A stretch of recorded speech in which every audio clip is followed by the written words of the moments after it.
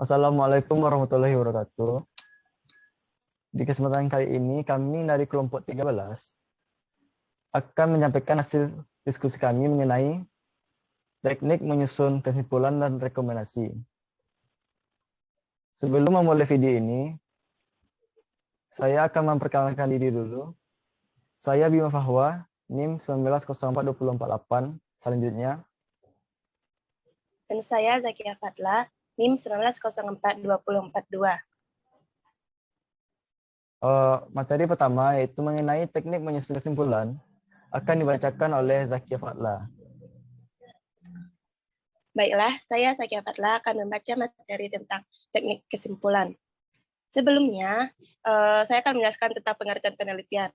Penelitian atau research pada hakikatnya merupakan salah satu cara untuk menyelesaikan suatu masalah atau mencari jawaban dari persoalan yang dihadapi secara ilmiah. Penelitian menggunakan cara berpikir relektif, berpikir keilmuan dengan prosedur yang sesuai dengan tujuan dan sifat penyelidikan. Kesimpulan adalah intisari dari hasil penelitian dan pernyataan mengenai hasil penelitian dengan hipotesis. Kesimpulan adalah intisari jawaban akhir dalam kesimpulan yang harus memiliki dasar yang kuat. Dasar yang kuat telah diuraikan dalam pembahasan, sehingga kesimpulan juga dapat dikatakan sebagai intisari dari pembahasan. Jadi, penarikan kesimpulan berguna untuk merangkum akhir suatu penelitian. Selain sebagai landasan rumusan pengambilan keputusan bagi pihak peneliti, juga digunakan sebagai bahan acuan penelitian selanjutnya. Teknik menyusun kesimpulan dalam metode penelitian yaitu yang pertama, memikir ulang selama penulisan, yang kedua, tinjauan ulang catatan lapangan, yang ketiga, tinjauan kembali dan tukar pikiran antar teman sejawat untuk mengembangkan kesepakatan intersubjektif, dan selanjutnya upaya-upaya yang luas untuk menempatkan salinan suatu temuan dalam seperangkat data yang lain. Next. Selanjutnya, teknik menyusun kesimpulan dalam metode penelitian. Yaitu yang pertama, apa yang telah dipelajari atau biasanya di awal kesimpulan. Yang kedua, apa saja yang masih harus dipelajari, biasanya terdapat pada arah peneliti berikutnya. Yang ketiga, hasil yang diperoleh dalam penelitian atau disebut dengan evaluasi. Yang keempat, manfaat, kelebihan, dan aplikasi temuan penelitian atau evaluasi. Dan yang kelima, rekomendasi. Dan menurut Nadia, DKK 2017, menarik kesimpulan dapat memanfaatkan dengan metode berpikir secara induktif, berpikir silogistik, berpikir deduktif, dan berpikir inferensi langsung. Yang pertama, metode berpikir induktif, yaitu upaya untuk memperoleh pengertian umum dari pengertian khusus yang disebut dengan berpikir induktif. Keputusan yang diperoleh dari berpikir induktif adalah keputusan baru yang bersifat khusus, atau dapat dikatakan bahwa berpikir induktif itu tidak lain daripada dari konkret ke abstrak, dari keputusan khusus ke keputusan umum. Keputusan-keputusan yang khusus ini mungkin berupa keputusan tunggal atau singular, dan keputusan khusus atau partikular. Keputusan tunggal atau singular merupakan keputusan nilai kebenarannya hanya tepat bagi satu jenis subjek. Sedangkan keputusan partikular merupakan salah satu jenis kesimpulan ekstensi yang dinyatakan dalam bentuk keputusan yang terbatas untuk sebagai lingkungan dari suatu subjek. Yang kedua, metode berpikir deduktif. Kesimpulan deduktif adalah berpikir untuk mendapatkan kesimpulan khusus dari kesimpulan umum. Selain itu, pemikiran deduktif dapat diartikan bila mana diperoleh suatu kebenaran baru dari sejumlah keputusan yang telah ada. Penulis yang menggunakan berpikir deduktif akan meneliti tanda-tanda atau karakteristik umum dari suatu benda atau peristiwa, dan selanjutnya akan mengambil kesimpulan bahwa benda atau peristiwa konkret yang dihadapinya itu termasuk dalam kelompok yang memiliki tanda-tanda atau karakteristik tersebut. Yang ketiga, metode berpikir silogistik. Silogisme, salah satu penalaran deduktif, merupakan suatu bentuk singkat dari penyertaan argumen umum kepada argumen khusus yang terdiri atas dua buah pernyataan. Dan kesimpulan tersebut akan benar jika kedua pernyataan itu benar. Jika seorang penulis karya ilmiah dapat meraih suatu kebenaran baru berdasarkan pada dua buah keputusan yang telah ada, maka pemikiran itu disebut pemikiran deduktif silogistik. Yang keempat, metode berpikir inferensi langsung.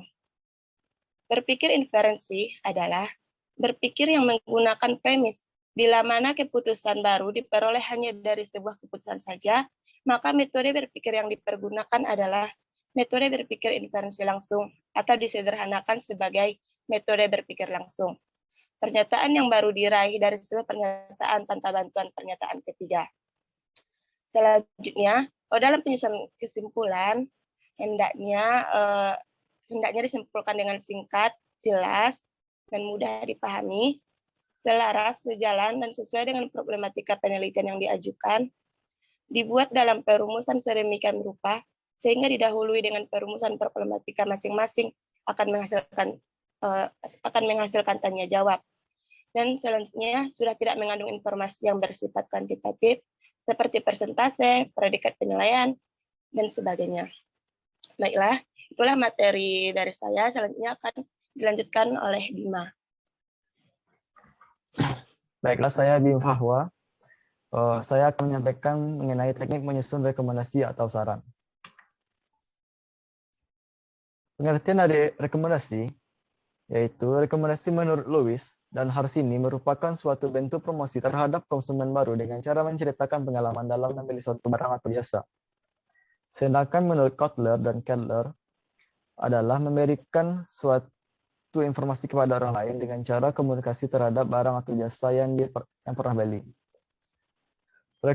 Rekomendasi memberikan nilai maksimal dan mengurangi risiko kerugian dari kegiatan yang ada. Dalam penelitian, istilah rekomendasi sering diganti dengan saran.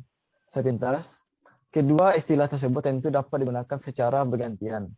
Namun, begitu dipahami apa artinya masing-masing, tentu penggunanya dengan benar akan menjadi lebih umum di masyarakat.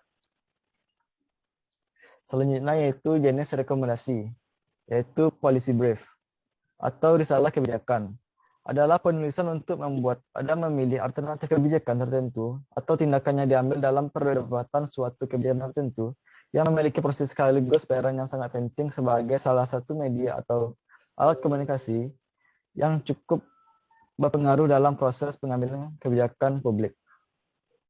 Secara khusus, Irawati menegaskan bahwa policy brief memiliki fungsi advokasi dan fungsi eksplorasi. Policy brief adalah bentuk publikasi yang secara spesifik ditujukan untuk memberikan rekomendasi kebijakan sejak awal proses perumusan kebijakan sampai lahirnya produk kebijakan.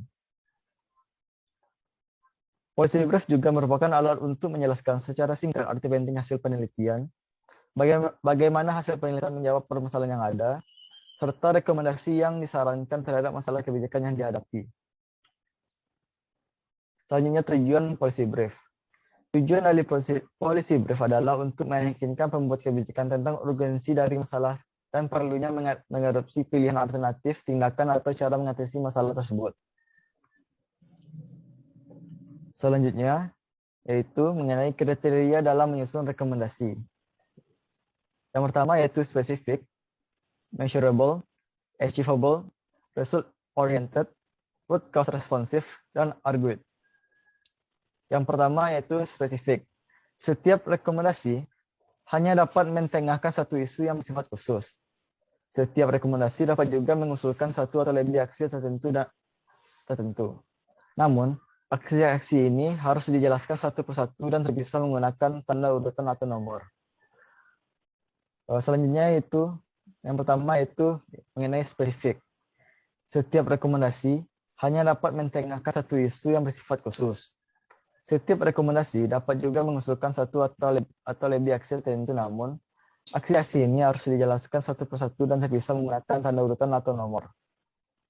Hal ini akan membantu instansi yang berwenang dalam memahami dan menjalankan rekomendasi serta memfasilitasi lembaga pemantau dalam menindaklanjuti rekomendasi tersebut.